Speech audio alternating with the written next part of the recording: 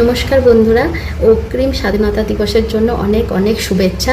কালকে তো 15ই আগস্ট, তাই ভাবলাম যে দোকান থেকে কোনো পতাকা না কিনে ঘরে চলো ফুল দিয়ে পতাকা বানাই।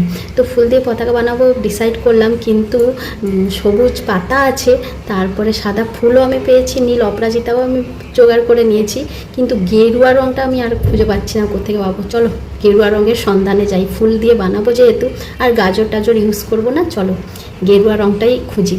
চলো, তো যেমন কথা তেমন কাজ। দেখো আমি বেরিয়ে পড়েছি, অনেকটা দূর হেঁটে হেঁটে হেঁটে হেঁটে এসে অবশেষে আমি একটা জঙ্গলের মধ্যে দেখতে পেয়েছি। গাঁদা ফুল ইউজ করতে পারতাম, তবে এটা আমার কাছে ইউনিক টাইপের লাগলো, তাই এটাকে আমি নিয়েছি।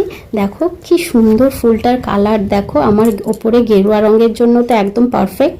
চলো তুলে নিই, জঙ্গলের মধ্যে ঢুকে তুলতে হচ্ছে, তুলে নিই।